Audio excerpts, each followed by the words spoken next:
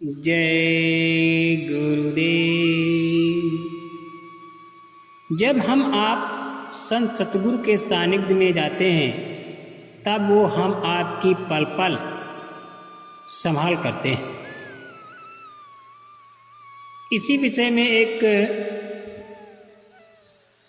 प्रेमी ने बताया कि बात सन 1992 की है।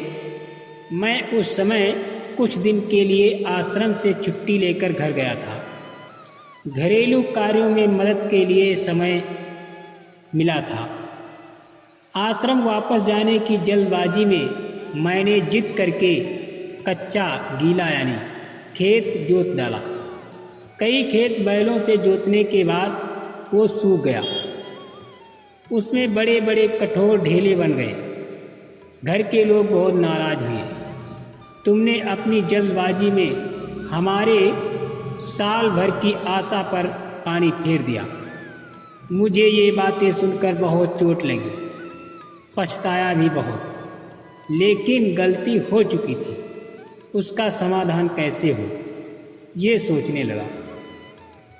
गांव के पुराने वरिष्ठ सत्संगी जिन्हें लोग जय हिंद उपनाम से जानते थे, वो गुरु महाराज के अनन्य भक्त थे। अपने मन की पीड़ा मैंने जब उनसे बताई तो उन्होंने मुझे बहुत सा हंस दिया और कहा कि सुबह सुबह तड़के जब ओस के ढेले गीले रहते हैं, हेंगा यानी पाटा चलाकर कई बार हेंगा दो तो ढेले फूट जाएंगे। मुझे उनका बताया हुआ उपाय जच गया। मैंने तैयारी करके सुबह सुबह अपने दोनों लड़कों बड़े और मंझलों को क्रमशः बाएं और दाएं तरफ हेंगा पर बैठने के लिए कहा। दोनों बड़ी सरलता से खुशी खुशी तैयार हो गए। उस खुशी का अंदाज़ा हमें भी नहीं था।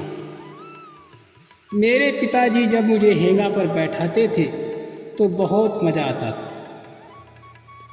यद्यपि मिट्टी की धूल से सड़ जाते थे लेकिन फिर भी अच्छा लगता था।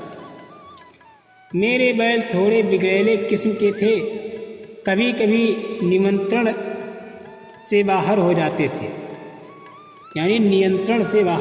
थे। मैं अपने खेत के ढेलों को चूर चूर करने के लिए पूरी कसरत से जुटा था।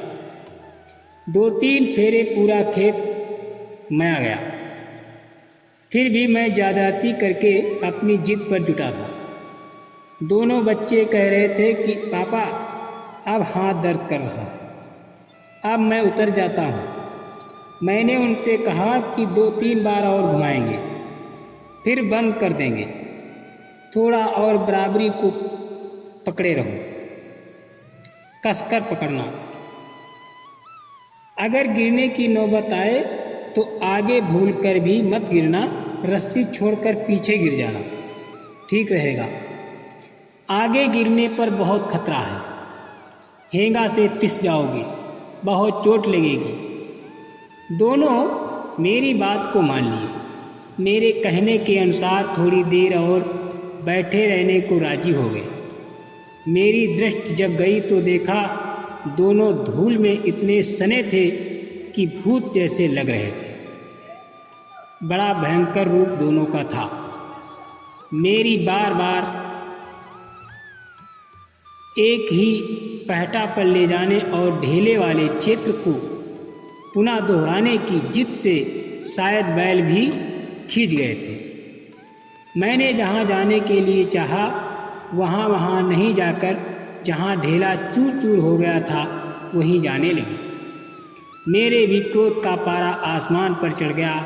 गुस्से में मैं आकर 2 बार साटी यानी चपटी से मार दिया। छड़ी से मारा।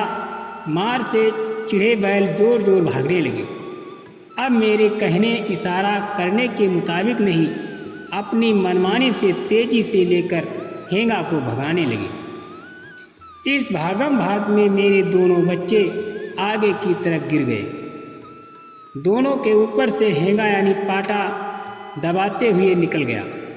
मैं ये दृश्य देखकर हक्का बक्का हो गया। अनहोनी की आशंका से घबरा गया। मैं तुरंत हेंगा पर से उतरकर बैलों को छोड़ दिया, दोनों बच्चों को उठाने लगा। मैंने पूछा, चोट तो नहीं लगी?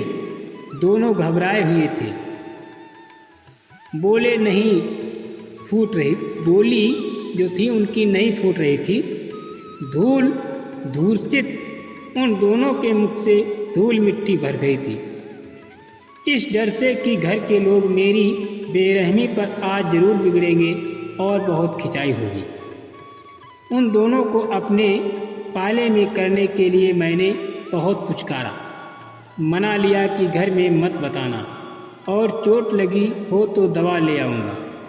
जब दोनों को उठाकर खड़ा किया तो दोनों ठीक थे, कह रहे थे कि कोई चोट नहीं लगी। ये गुरु महाराज की लाज बचाने की दया थी, जिसे याद आने पर आज भी रोमांचित हो जाता हूँ, याद करता हूँ और गुनगुनाने को विवश हो जाता हूँ। हेंगा से रपट गए आँखों के तारे, बाल लबा का हुआ गुर रखवाले। जय